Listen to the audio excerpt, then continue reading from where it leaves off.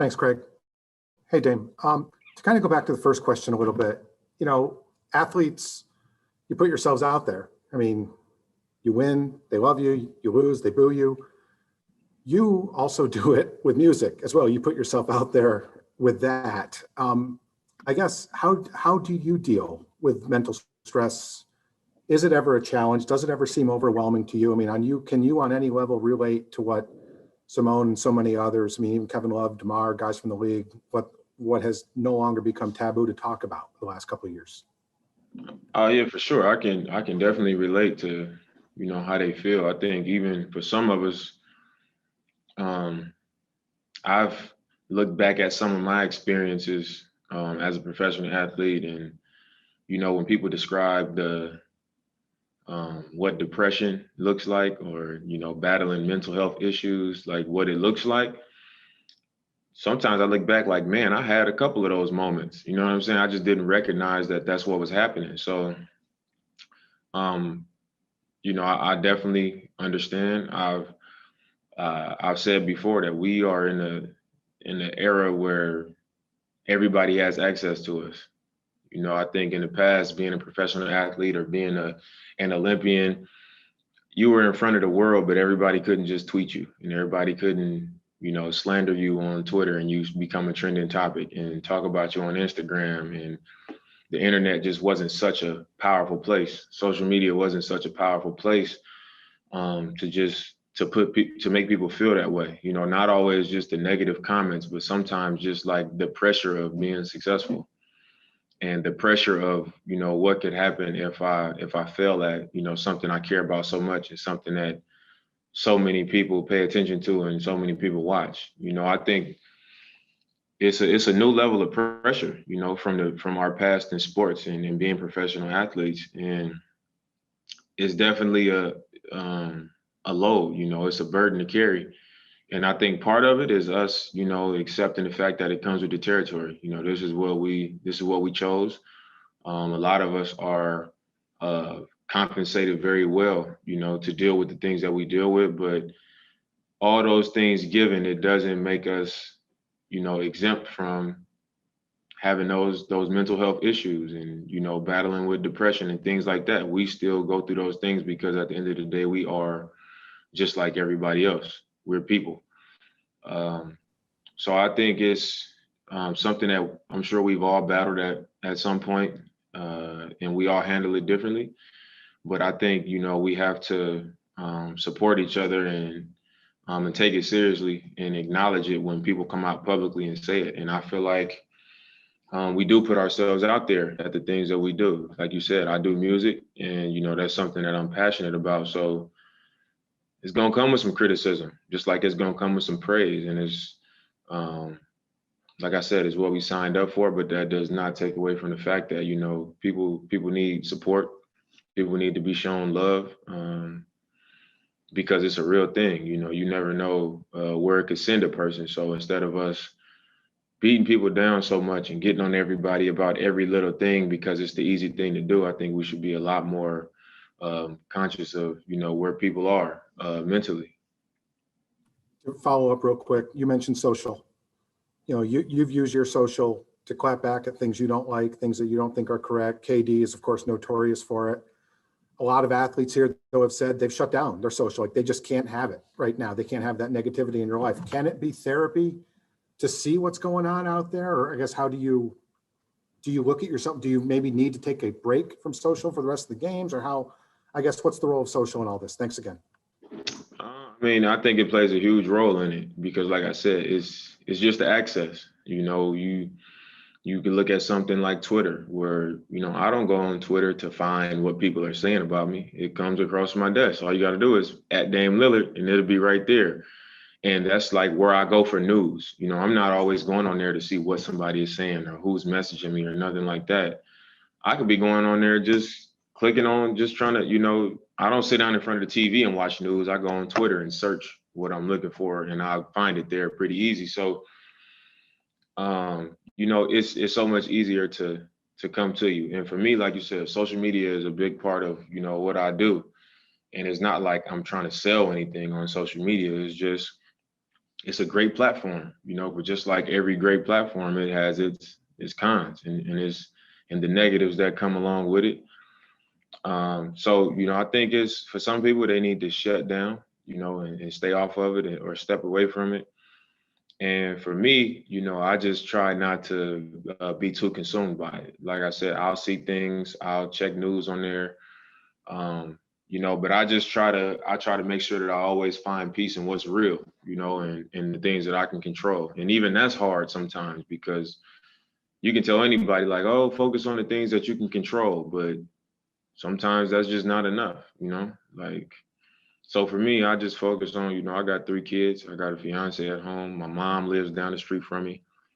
My cousin lives down the street from me. My brother lives down the street from me. So like, I try to focus on those things, like the people that matter and the things that's going to be around me and important to me when you guys don't care what the hell I'm doing and y'all not following me and not watching my Twitter and my Instagram as closely, you know, what's going to still be standing there with me, what are the most important things. And I think that's something that really helps me just kind of cope with everything and take it with a grain of salt because, it's not always real. And I also accept the fact that it's just something that comes with what we do. It comes with, how successful we've been. Joe Barton, you're up, and then we'll go to David Melandra. Well, I had this smart aleck joke lined up about you giving back money, but after all that, I'm not sure how to crack that joke. But there was something out there about you wanting to give back money to leave the Blazers, and we do this about once a week where we ask you about this kind of stuff. So I guess it's time. I literally have never said that.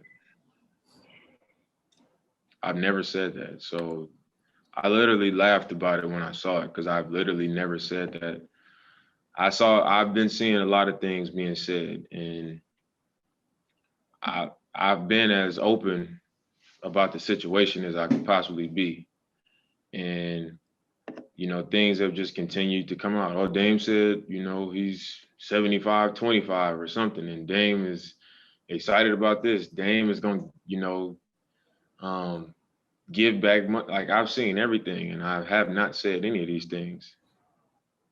I've spoken directly to my team, and if you ask them, they'll tell you like, my team knows the truth. So I don't see what the point of people just saying that I said this and I said that.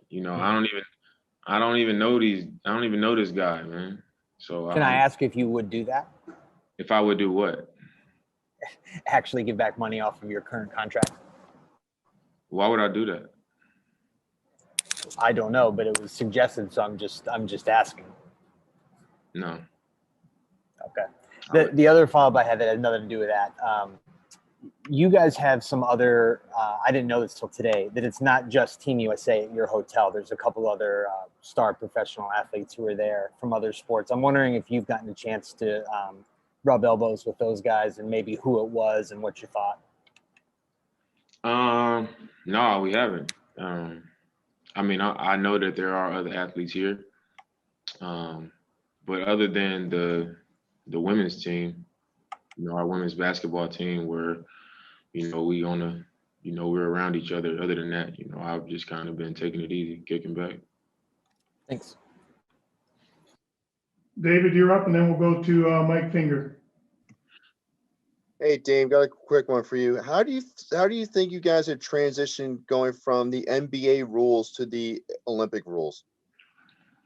I think everybody was trying to figure it out in Vegas and that time in Vegas, and then maybe the first game a little bit, because it was in Vegas. It was almost like the referees were calling the game as if they were preparing us for here, and then when we got here against France, it was like a little bit different. But I think we all got the hang of it now. We have a pretty good understanding of the FIBA game, and the things that'll get let go, the things that'll be called, the rules, the signals, and all those things. Everybody has a much better understanding now. So I think we're coming along pretty well. Mike, go ahead. We'll go to Brian Colbert next. Dame, I noticed at halftime the other night that young Keldon was kind of following you around. And I'm just curious. He seems to be the one guy on this team without much experience that a lot of people don't know about, but you guys seem to like him. And I'm wondering if you guys are enjoying him as much as some of the vets in San Antonio did. No, I love him. I love him. I mean, he's good energy, a young dude with good energy, always, lightening up the room, just joking. He's not shy. He cares. He works hard. He's competitive. So I think everything that you will want in a young player, like being on a team like this, or even being on your NBA team, I think he represents that, and he's a good player, So from coach to laughing every day, it's been fun having him around. Did any of you guys question why this kid who hasn't played much at all, even in the NBA, was on this team, or how did you guys react to that when he got that nod?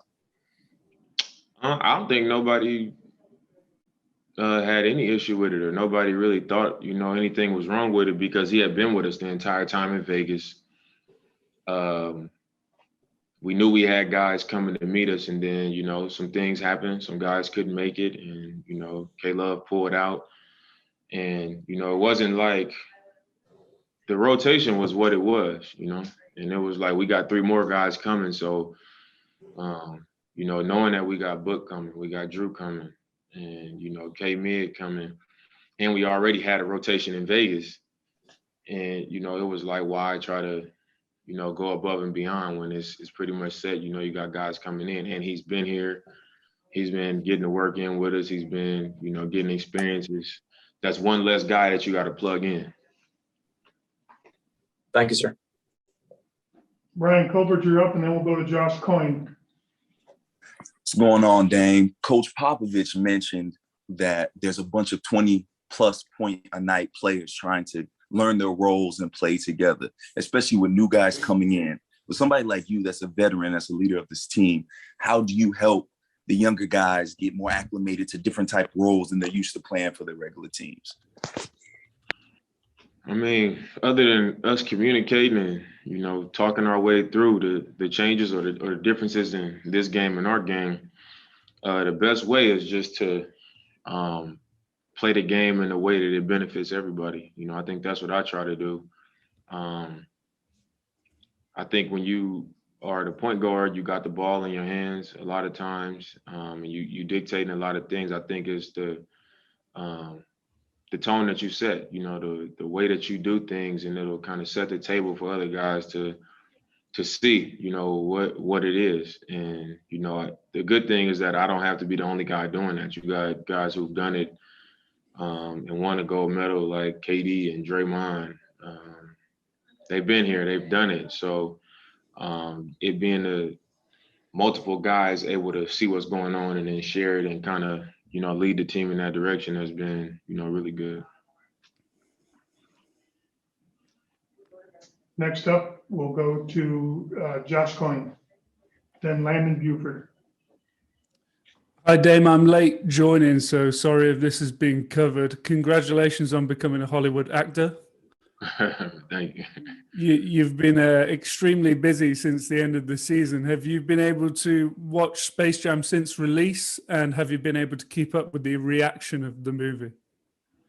I saw the movie before it was actually released, and since it's been actually released, I've seen it in parts. I haven't just sat down and watched the entire thing. But I'm pretty sure it's the same. It's the same movie. And I've seen the reaction. I've seen some people talking, about it, and I've seen other people loving it. But I think, people are forgetting that the movie is for kids. Like it's a kids movie. It's kid friendly. So I really enjoyed it. My son enjoyed it, and I was proud to make my debut in such a classic movie. Any chance of a Kronos spin-off? You asking the wrong guy. If it came to that, I love it, man. I definitely participate. Thank you. All right, we got time for 2 more questions. We'll go to Landon Buford and then Noah Robertson. Hey Dame, I know during the season you don't like to mess around with the music very much, but being that you're over there and you guys have a lot of downtime, I guess in between practice and stuff, have you been working on anything to keep your mind going in a positive direction? No, I mean I worked on a lot of music, leading up to last season, and just toward the end of this season when we was at home. I was able to record some stuff and put some things together. And now, since I've been here, I just been managing, the project that I got coming out soon. I just been kind of being on top of that, making sure the mixing is getting done, making sure it's going to master. The cover art, things like that, just getting the producers and the features and everything in order, making sure that everything is on time. So it's been more of that than actually recording. I actually finished recording some of my new stuff when we was in Vegas though. Last question is Noah Robertson. Go ahead. Hey, Dan, we all know how politically active you are and the team is back in the States, but obviously the rules are a bit different on the Olympic stage. I wanted to know if you or the team here have been having any conversations about whether you want to make political statements and what your activism looks like on the global stage. I think we all signed up to come here to win a gold medal. And, that's what our focus has been. We haven't gotten together and said, we're going to make some huge political statement or anything like that. I think the work to do that, it takes action and not just, doing something that everybody's going to see. And that work has to be done